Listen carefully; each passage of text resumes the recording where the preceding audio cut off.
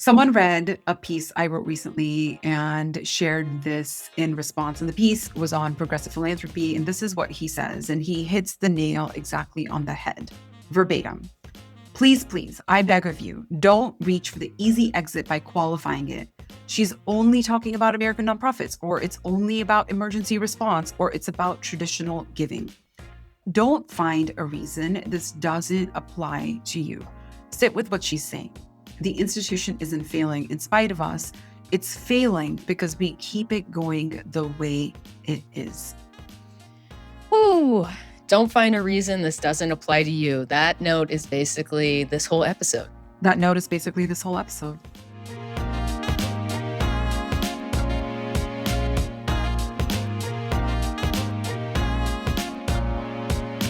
Welcome back to the Circle Back Club. I'm Lars Gallion.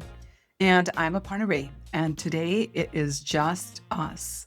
It's just us. No guests, nowhere to hide. Although I hope you know from this podcast, we are not trying to hide at all.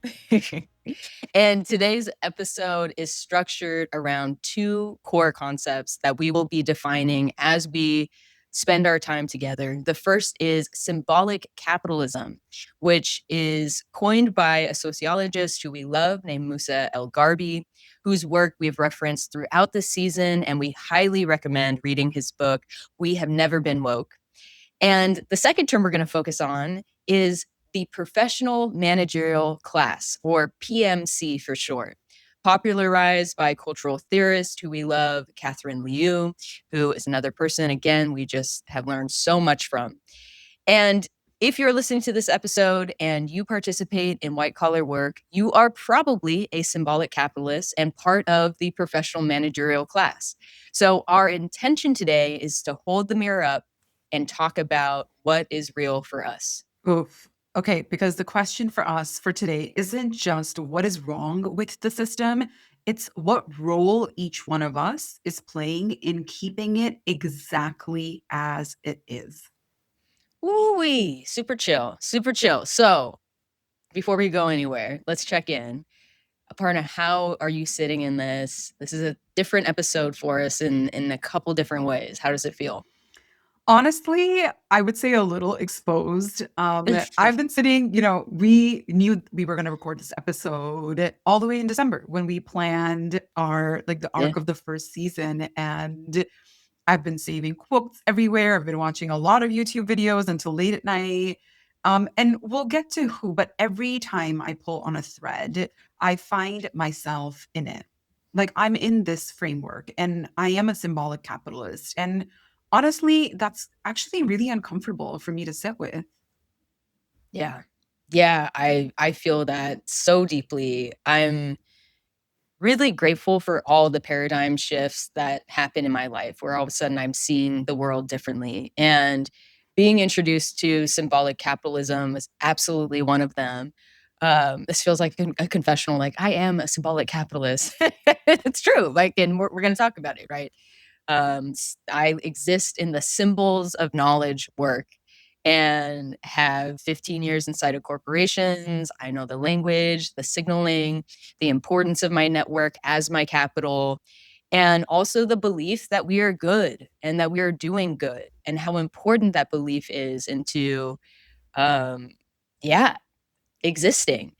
And the other side of it is moral credentialing of the fact that we are credentialing ourselves through this bubble of goodness that we're trying to create, which I think is really interesting because I've always been aware of it. I've always known moral credentialing. But there's kind of a Russian doll effect with our position in this work. And that's something that is uncomfortable and important. So yeah, here we are. Okay, so I want folks to sit with the phrase moral credentialing.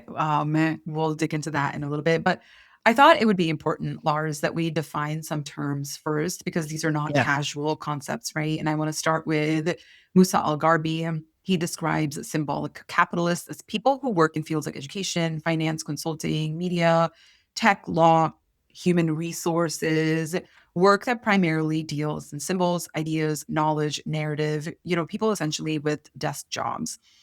And these are workers like us who gain their capital through the symbolism of prestige, credentials. You already talked about that. Social connections. You already talked about that, to maintain their power and influence, which is what they know and who they know is the capital. And given that symbolic reliance on access to capital, this is a class of workers who also tend to define themselves in terms of doing moral good and people who should be trusted with this moral good. And Woo! we are, right? You and I, and so many of our listeners in al-Gharbi's framings, we're the Americans that are most likely also to self identify as feminists, anti racist, environmentalists. My least favorite word these days, progressives. And we are not lying when we say those things. We generally we mean them. I know you and I, we mean them, and so do many of our listeners. And here's the cultural contradiction that he names so precisely, which is why I think you and I have both been obsessed with his writing. It is that while we believe in all of those things, we also want to be very comfortable. And a lot of us have dreamt of climbing the ladder. You and I have both climbed and having a great deal of material safety. I hear conversations in our social circles about making and saving your first million. And we believe that our preferences, our expertise should count for more because of our performance of goodness. Oh, so let's take a breath. We're going to be offering a lot of paradigm shifting, and maybe it's something you already know. And we're going to pause and just ask the simple question. So be with us, try to be in your body and not your head. Because you might say, I'm not a symbolic capitalist. I'm not a capitalist. You may want to have a pushback. So, first question: how important is demonstrating your knowledge and network to gaining access to capital? For me, that's my entire existence is knowledge network. So check. What is it for you? Second, how important is showing people that you are good is to the success of your career? I can answer that too. Extremely important. Always has been. So be with that, be with those questions. Okay, maybe I'm a symbolic capitalist. Cool. What does that mean? Why are we talking about this? There's these two drives that we're existing in this, right? Is this the sense of egalitarianism, right? The pursuit of goodness to rid inequality, the belief in equity, and preserving or having elite status, preserving our position and what we have. These two things are fundamentally incompatible.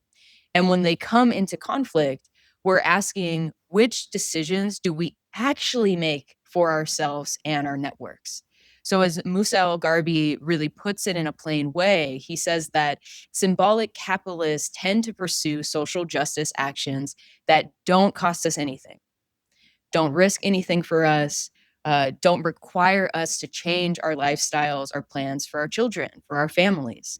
So, what the push is and what we're asking ourselves is where's the moral positionality without the introspection or interest in real mutuality, which would mean that we change, that we compromise, that we share resources with each other.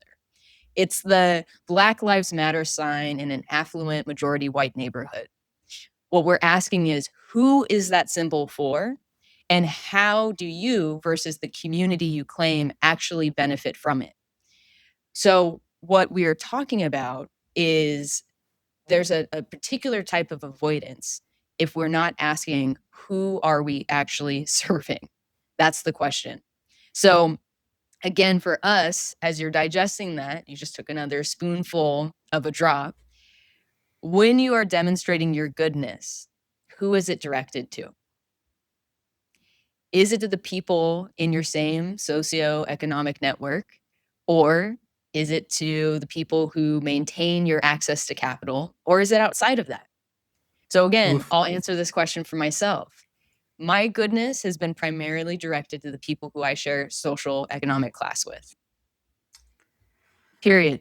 Ah, it's Aparna. it's the truth. Yeah, I mean, same, right? It's who you're getting work from, who is gonna say your name in rooms, and who is not saying my name in any room is the grocery store person that I see every week. It's not the folks that come help us with yard maintenance, right? Gardening. It's not those people, right? Like, it's not for them. And this is where I think the work of Catherine Liu comes in, Dr. and Professor Catherine Liu. She writes about the professional managerial class. And honestly, when I read her book, which conveniently is sitting on my desk right now, I'll just hold it up for people that are watching this podcast, Virtue Hoarders. I got this book maybe 3 or 4 years ago, and I think it really broke my head.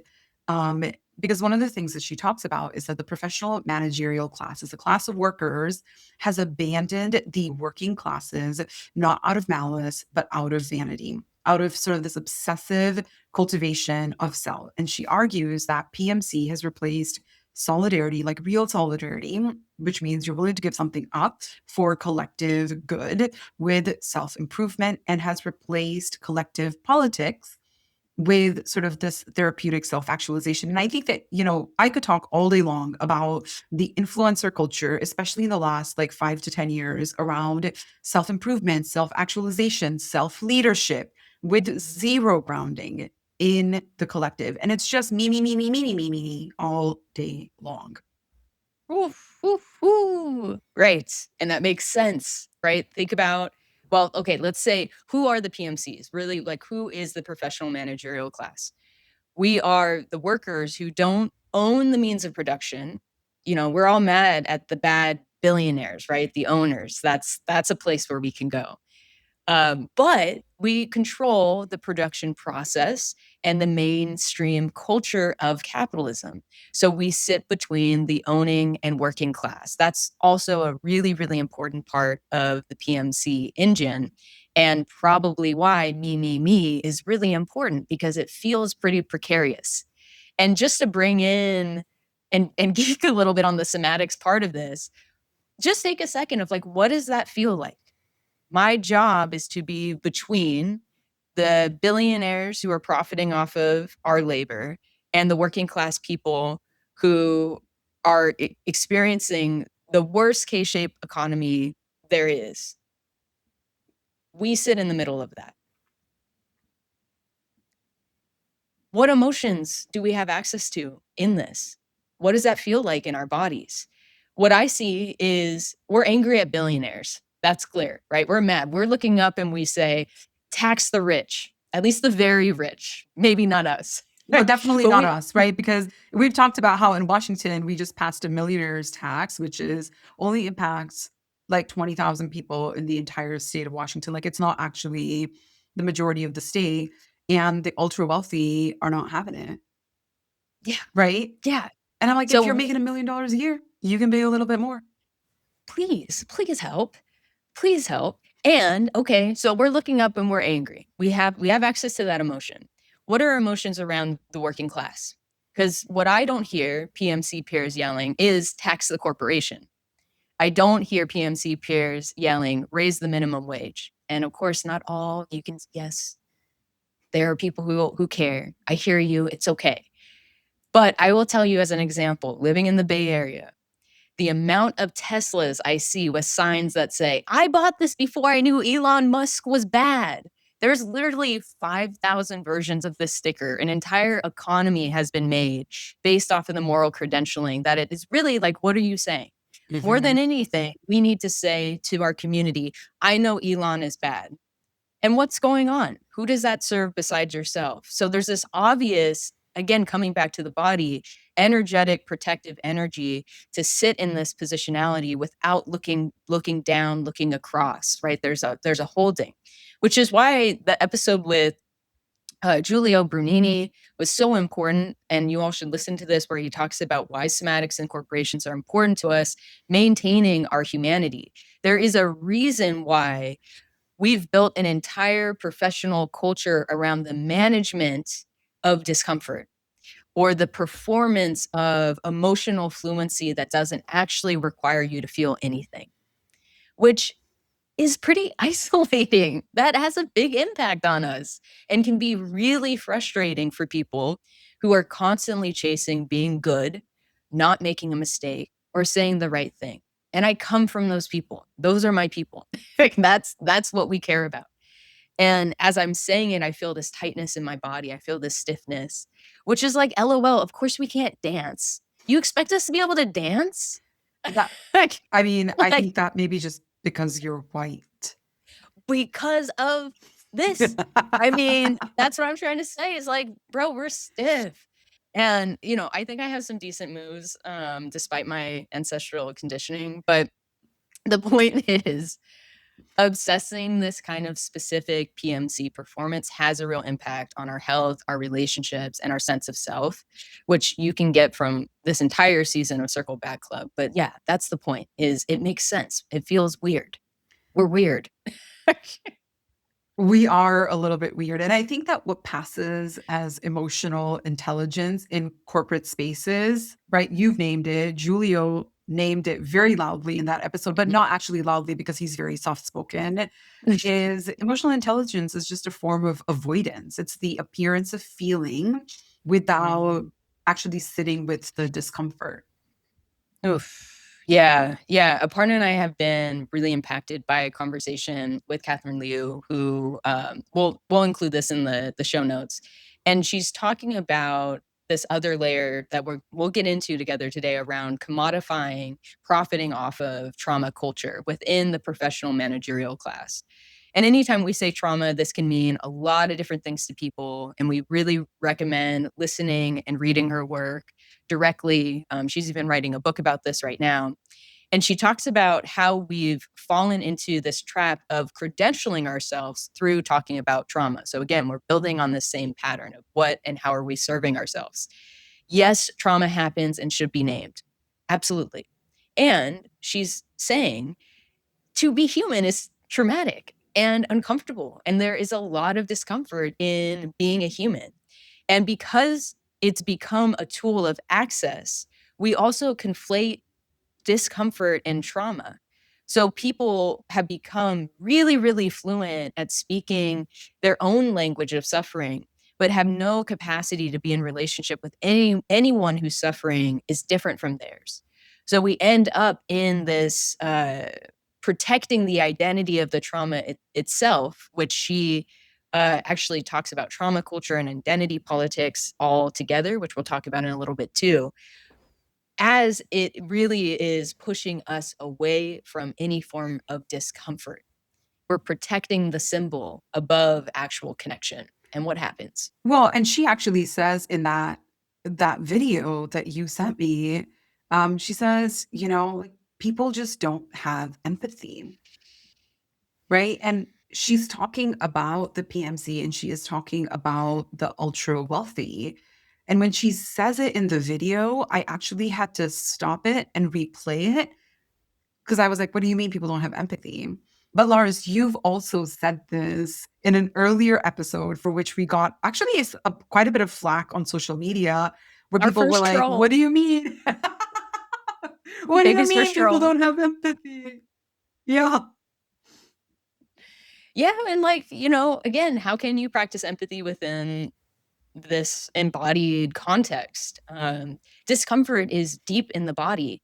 PMCs, the way that, where it's described is mental workers or knowledge workers. Our capital is produced from the neck up. It's all head, baby.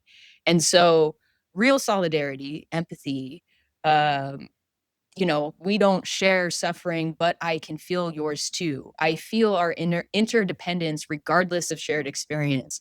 All of that requires us to feel with more than our heads. I love the language of being moved because it tells us that something has happened to our bodies that moves us towards each other or action. It's physical, but we can't be moved if we are in a hyper protective stance that we are avoiding to name for the sake of keeping our own status. We have to be honest with ourselves about who and what we are protecting every day, especially because of our positions in this context of society. Okay, so I want to switch gears a little bit and talk a bit about what exactly is it that we are avoiding. Mm. For sure, we're avoiding our actual feelings. Famously, I tell people I don't cry, and it's kind of Girl. true. Like, there's not a lot of crying that happens. Mm. Um, Yeah, and I wonder, I mean, one of my really dear friends, she's like, "It's just better to get it out." We are also avoiding the discomfort of our own complicity. Mm, We're avoiding the bodies we live in, which if we sat in them for long enough, would tell us that something is wrong. And so I guess a quick pause for our listeners.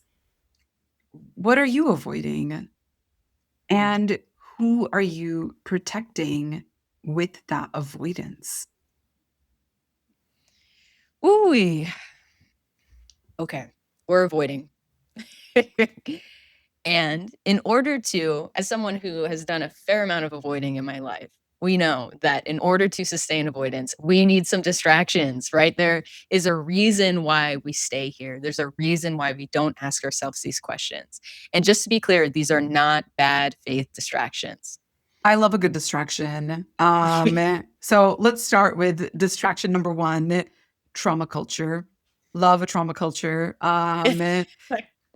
We named it, but I think let's be a little bit more specific. When everything is trauma, when a difficult meeting is trauma, when an unwanted email is harm, right? Imagine somebody sent you an email and, right, you experience that as harm. We really lose the ability to distinguish between discomfort and structural violence. And who does that actually serve? It serves the people who benefit from having a workforce that is fluent in a kind of self care, which, you know me, I've said it's just selfishness, and Mm. a workforce that is allergic to collective action. Yeah. Or, we don't even know what collective action even looks and feels like. And that's also the point of this episode is we have to be taught, we have to practice. So the challenge for us and definitely me, I am part of every single topic we're talking about today, is that we build the skills of tracking our responses to discomfort. When are we over indexing on righteousness? And who our reaction is ultimately serving. If it comes back to serving yourself and not the collective, you may want to ask yourself, is this a distraction? It's probably a distraction. Okay, so the second of the three distractions I think we're going to talk about is identity politics. And please don't come at me with pitchforks. I want to be really like very, very careful here because it's important to distinguish between identity politics as a living political tradition and identity politics as it is deployed in corporate and even nonprofit spaces, which, al-Gharbi talks about in his book. And I know that there is an example from his book that hit you really, really hard. And I wasn't even present to it until you brought it up. Yeah, it's something that it just keeps coming back to me. And I think it's just a good example to contextualize this of like, when is there a displacement? When is there a disconnect from what we're really trying to get after? So Musa talks about Oh, we're on first who, name basis now? Okay. well, yeah, I hope to be someday. Um, Musa al-Gharbi talks about who actually participated in the Occupy Wall Street movement. And through the research that he's anchored in, what we saw is what actually happened is that people who were most involved in that movement were not working class people who, when we think about Occupy Wall Street, are the humans who are most impacted by this. But rather, it was people who sit closer to symbolic capitalists, those with access to socioeconomic benefits of education and network.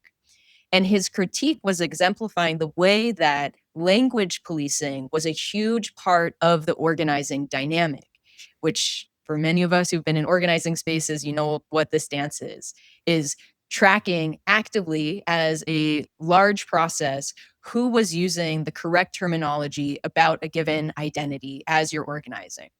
And to hold that mirror up for us, he is saying that a working class person walking into that space would feel incredibly alienated because language policing and this form of identity politics pulls us from the class struggle. This way of engagement is not centering class struggle, it's centering how to be right and do things the right way. So, taking that example and just bringing to the central question that he's asking us is, are we talking about class or not? And this is not saying that class and race are not intertwined. This is late stage racialized capitalism. Like, that obviously there is nuance here for us to be talking about. And the way for us to reframe and be clear about what we're saying is that we're asking, how is the politic being used? How is it being used? And as white collar workers, we need to be practiced at identifying when identity politics has been decoupled from the material reality of who has what and why. Again, coming back to whose interests are we actually serving? And unfortunately, in corporations, it can end up just serving profitability and individual gain, even when we are fiercely and strategically trying to undo that. This cannot be sold. Our liberation cannot be sold. And as long as it is, the system will remain and only we will gain as those who are sitting in this middle space. So, No let's subscription take a breath. services for collective liberation. Unfortunately, actually, fortunately not. So, okay, we're grooving in this, and these questions, again, all of these, Aparna and I have to ask ourselves and answer. We are with you in this. So we're talking about identity politics. The question for you is, what identity is most important to you? Obviously, there's no wrong answer. Second question, is class analysis part of your understanding or care for this identity? Mm-hmm. Who are you leaving behind and why? Yeah.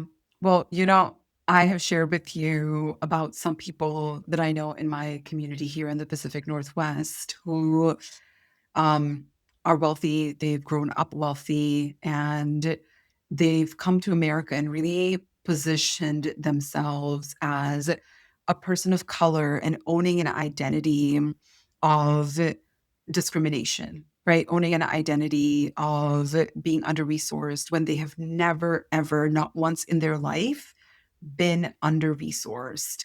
And just how hollow it feels to be in their presence, how hollow it feels to read their writing, how hollow it feels to see them in places and spaces talking about how hard it is to be a person of color in the United States without actually owning up to the fact that they have never once gone hungry. They've never had a house that's not clean because there's somebody who comes and cleans their home, They've never really suffered, but they're so deeply steeped in that identity. And it brings me to my third distraction, which I also want to be really careful about, because I know the pitchforks come out when I say this, which is picking favorites from minoritized groups to make capitalism and all of the evils that come from it palatable, right? Women certainly have been used for this. Right now, in this moment, I see very prominent women like Mel Robbins and Reese Witherspoon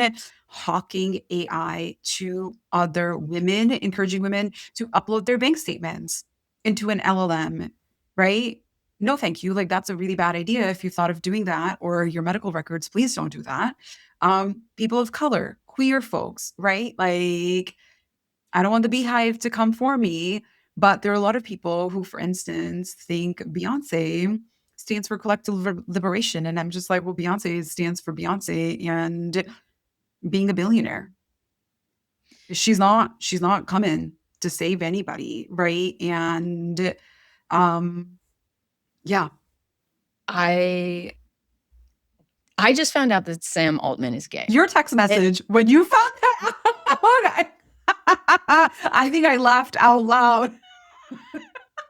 Okay, and obviously, like, it's not that Sam, I don't think that he has used his identity to, like, create any gain in positionality. I didn't even know that he was. Not that that's a marker for, like, is he benefiting from it or not? But wow, was that a surprise? Well, so is Peter Thiel. Right. Right. Well, and these people are building surveillance technology to surveil and harm queer and trans folks. Sorry. Yeah. Sam Altman met his future husband in Peter Thiel's hot tub. I wonder what the hot tub went deep was on like. this. Dude, I couldn't. I mean, that's just gossip. I don't even know. But I'm just like, what were they talking? It just, the way, what that makes me feel. Blech. Anyways, I'm sorry. it's okay. I don't even know He what has to no say. words. He's out of words. I'm out of words. Where do we go from here? Well, okay, I wanna this is my peak symbolic capitalist moment, which is I learn new things and then I have to show them off. Because I'm like, I learned a new concept, I know a new framework, I read Yeah, a report. I mean, you know this about me. I think like it's really sad. Okay. So it's a I gift.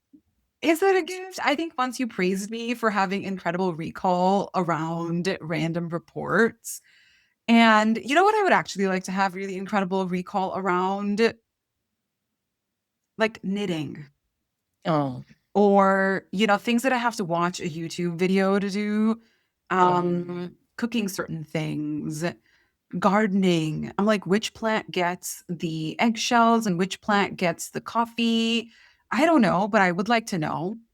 I would like to not have to, you know, go to YouTube to find that. But there is a new thing that I learned pretty recently, okay. and I want to share that with folks.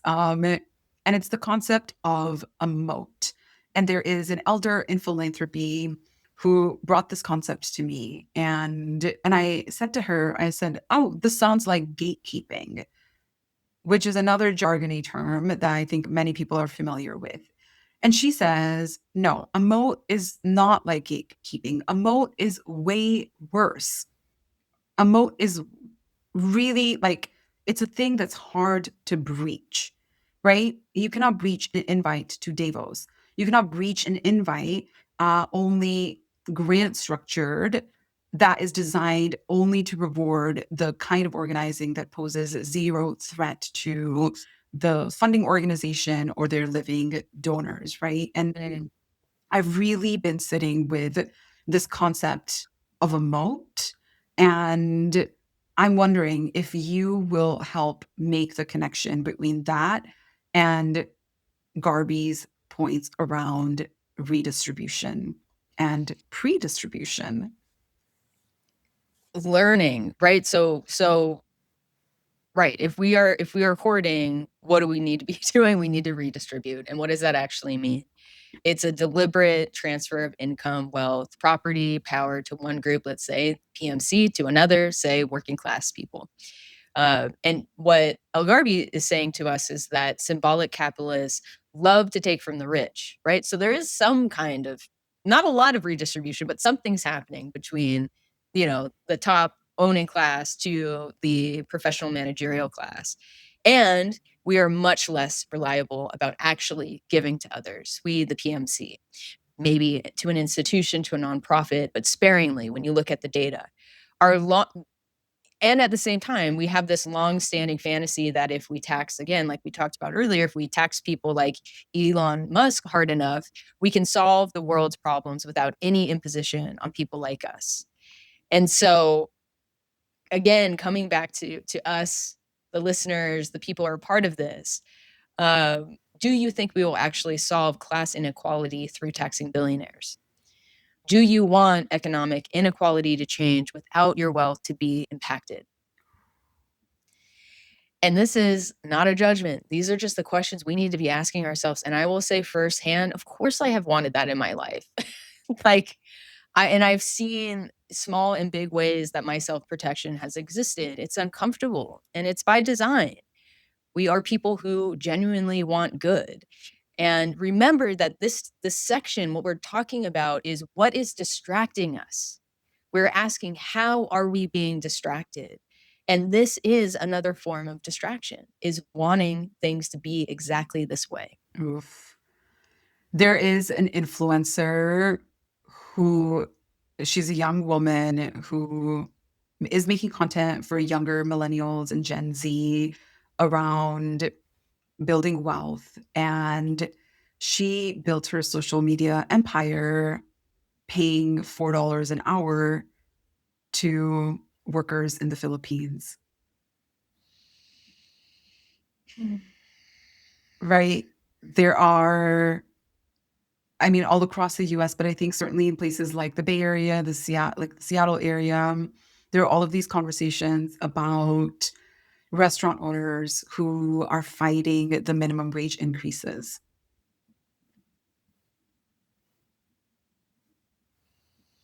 And I think about examples like that a lot because those are the things where I'm like, well, taxing the ultra wealthy isn't going to change that, Yeah. right? You just want to find a way to outsource the what you think is the burden of paying living wages. Mhm. Um, and there's another author I want to bring in. I actually found his work even before Dr. Catherine Liu's, Jason Hickel. He's got a really great accent too. So if you listen to him on podcasts, A plus. And I think that his work is very useful to make sense of all of these concepts as well that we've been talking about. And he says that capitalism is fundamentally undemocratic.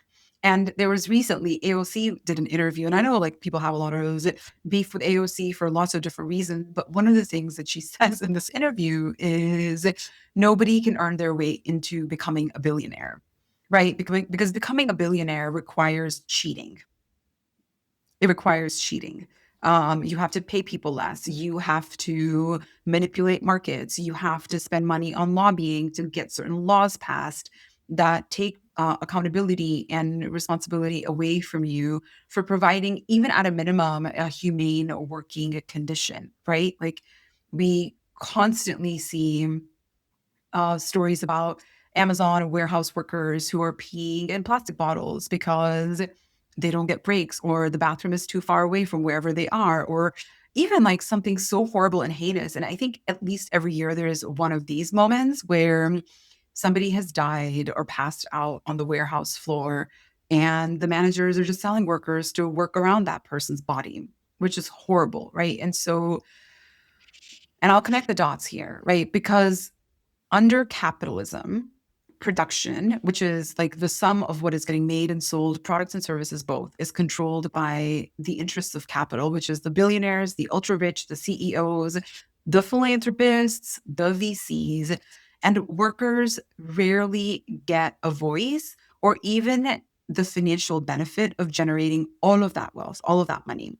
And the result is overproduction of profitable things. And the example that always comes to me, and I joke about this a lot, is buying another $25 lipstick, right? Because it's made by a South Asian woman. And, I should be supporting women of color owned businesses.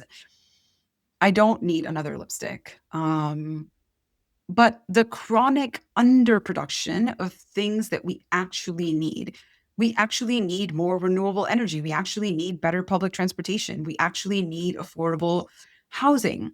And all of his research, I mean, there's one bit of research from a couple of years ago where he says that we could meet the basic needs of everybody in the world with 30% of current production and resource allocation, which to me was wild. Right, but that would include it producing things that we need, not producing a bunch of garbage that's gonna end up in a landfill by way of a yard sale and Goodwill. And what he has written most recently, right, like his paper that came out last year in 2025, he said that capitalist growth systematically misallocates resources towards countries that already have more than enough, while half of the countries in the world have too few resources to even meet basic needs.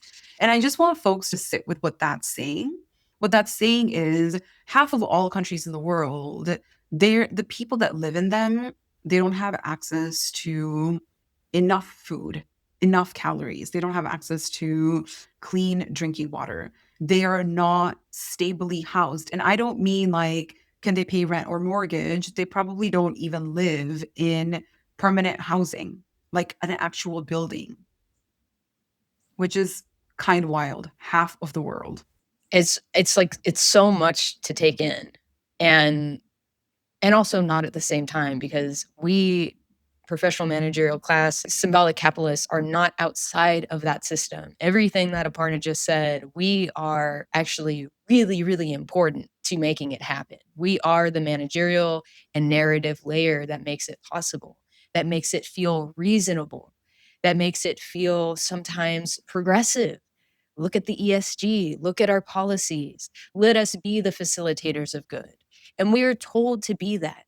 And that is a distraction. We are distracted by the performance of our own goodness.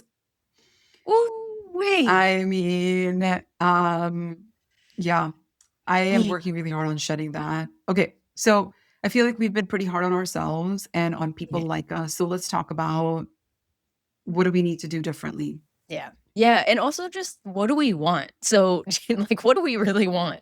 So Jason Hickel research also talks about this eco-socialist transformation, a meaningful structural change in how economies are organized. When asking who wants this, 72% in the United States say yes. We want eco-socialist transformation. 82% in the United Kingdom. 72% in the United States. This is not a fringe position. The people who are telling you that material structural change is unrealistic are wrong. Look at the polling. If people want this the most, they are protecting something other than us.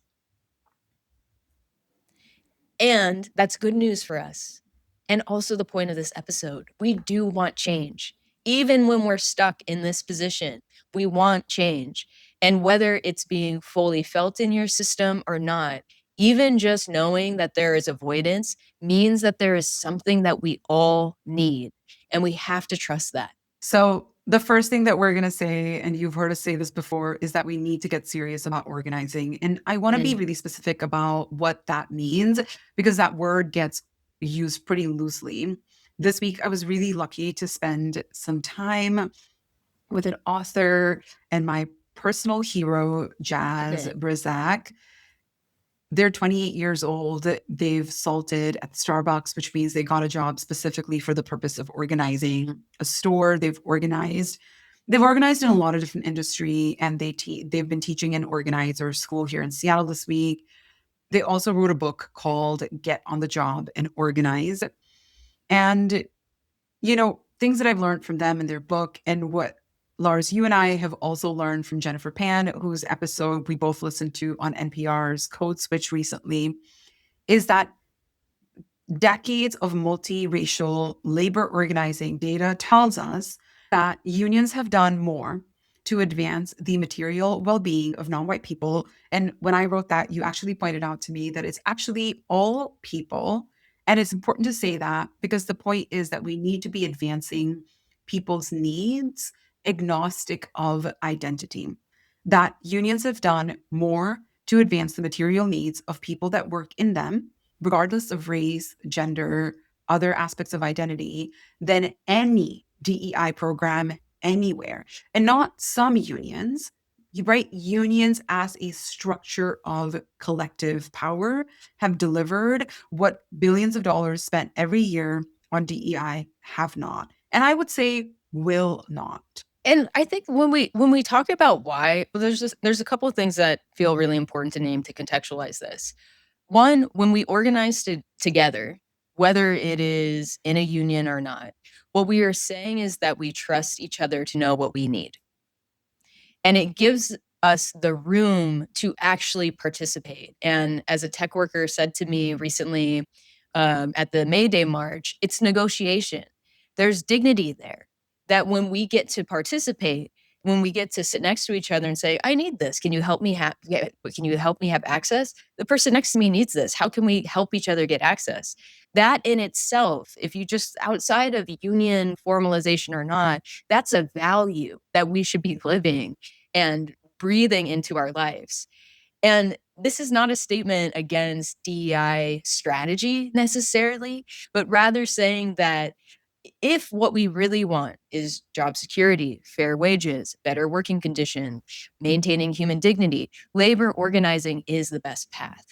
And now, for those who have been with us and are in white collar jobs where that doesn't feel feasible, just know, well, you know what we're going to say because you've been with us. Start with a conversation. just be honest about what you need and get involved in efforts that are outside of your socioeconomic cluster. Be curious and learn. Go back to that question we asked around identity in class and start to fill in your own gaps. We can absolutely break our patterns. We have to. And it starts with just talking to each other that we want to do it. And what do we care about? Move towards it. Yeah. I spent a day this week with Jazz and their team at at the Union Hall this week, and somebody asked me, they're like, "What's you're not in a union. What are you organizing towards?" And I was like, "My personal mission is to radicalize every tech worker I know. That's it." Right. And so I'll say that one of the things that we can do, and Glenn Block on our episode from a couple of weeks ago said this as well. They were like, "You don't feel like you can do this at work? Do this outside of work." Right. And so much of that is about developing real race and class consciousness, not diversity literacy. A lot of us have diversity literacy, but race and class consciousness, which means understanding the history of how race was constructed to serve capital, especially in North America and Western Europe. It means understanding who built the material conditions we benefit from and who was excluded from accumulating wealth across generations and who is still excluded from accumulating wealth across generations. It means understanding that the gains of working class white workers historically has come at the expense of workers of color. It's still happening. The gains of white women have come on the backs of women of color. None of this is accidental. It is a policy outcome. And it means that at some point, we have to be willing to redistribute and work in ways that actually costs us something. Yeah. Yeah, and that's, coming back to Musa al-Gharbi, who's saying that symbolic capitalists pursue justice through paths that don't cost us, that don't risk anything or require us to change our lifestyles. And so what the question we're bringing in today is, are we willing to change that? And not in a guilt spiral way, in a structural way. What are you willing to give up?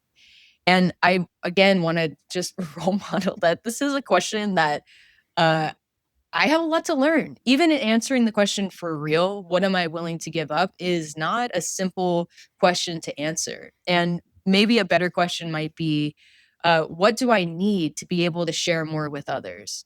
What do I need to share and rely on others more? What do I need to release my idea of the specific form of class safety? Right? There's something that needs to be filled. It's not just I give up and that's it, but there's an entire relational dynamic that needs to change in our lives for us to be able to actually answer that question. And you probably shouldn't answer the question alone. And similarly, with redistribution, I think I can understand it at a high level, but the depth of economic planning participation that's needed, the way that leftists who have studied this in such depth and understand what this economic participation looks like is a place where I'm also learning with you. And local mutual aid is a really good place to start. Listening to people saying what they need and responding to it is also a really good place to start and go. So we need to get out of our heads and literally get outside together. And I'm speaking to myself too as I say that. We can do that. Let's take those steps. I love that. Okay, but I'm going to ask people to come back into their head for the the last little thing. No pun intended with all of the head comments. So the last thing that I think we want to chat about is AI. And I don't want to spend, we're not going to do a whole episode on this because there are lots of really great conversations happening already with AI ethicists. And I encourage folks to please find them, but also please stop making like dumb little art on Claude or Gemini or ChatGPT, right? Like just stop doing that. You're giving your data to other companies. We have to have some serious conversations about what is happening to our white collar workforce right now. AI is not a productivity tool for your team. It is a structural reorganization of who gets paid for what. And we are not exempt. And a lot of us have been feeling that for the past year. We are next. And if we do not understand that, we are going to be blindsided in exactly the way working class Americans were blindsided by deindustrialization, where so many working class folks were blindsided by offshoring that's happened in the last 20 or 30 years. And that's really the frame we want to leave you with, is that the institution isn't failing in spite of us. It's failing because we are keeping it going. This is the moat that we are building. This is the moat that we built. And that was Karan writing about philanthropy at the start of this episode. It is also true about our organizations, our industries, our comfortable insistence that the right language, the right hires, the right grant will be enough. Also the right rant. Right, right. And it won't be. We know it won't be enough. And I think some of us have known that for a little while. Well, shall we rapid fire? Let's rapid fire. Yeah. And it'll be, of course, theme for today. I hope you know where our source material was for this episode. So, Aparna, Catherine Liu, or Musa al-Gharbi, who would you want to co-host an episode? Catherine Liu. Her depth is just incredible, unmatched. And her affect, you can't even tell. It's incredible. Yeah. Okay, Symbolic Capitalism or Professional Managerial Class? Which label are you more willing to put on yourself? So it used to be PMC. I was very comfortable sitting in that. But I think now symbolic capitalist, because capitalism names the structure. PMC definitely names the class. And I want to get more comfortable locating myself in the structure. Beautiful. What is one thing white-collar workers could do tomorrow that actually costs them something? Give to an organization they did not personally select as a change maker. Yeah. Move your money. One thing we are not doing enough on this show. Talking about money. Specifically, who has it, how much, how they keep it. Yeah, we've not had any money conversations. These are my confessions. So, if you're sitting in discomfort right now, I want to say that is the right response. That is your nervous system telling you something that is true. Don't feel like you need to manage it. Stay in it for a minute. We're with you. This is our open door. The institution isn't failing in spite of us. Karan said that, and I keep coming to that because it's the sentence that dissolves the distance. There is no them building the moat. We're right here with the shovels. So thank you for being with us today. Resources from this episode, as always, are in the show notes, including links to al-Gharbi's Substack, specifically his piece on smart people and tribalism, and on redistribution and predistribution, Jason Hickel's work on capitalism and economic democracy, and Catherine Liu's YouTube conversation on the monetization of trauma. All of these are well worth your full attention. Yeah, and if this episode landed for you, send it to a person in your life who's, uses the most justice language. Maybe has never been to an organizing meeting. Be the invitation for them. Accurate. And we look forward to seeing you next week on our final episode of season 1, which is unbelievable to say. And this is a special episode because we are hearing from you all. So many amazing white-collar workers shared with us what dignity means to them at work, for real. And we are leaving you all with a hopeful path ahead, that we have all that we need to make this change. We just need to create it together. Thank you for being with us, and we will circle back for one last time this season next week.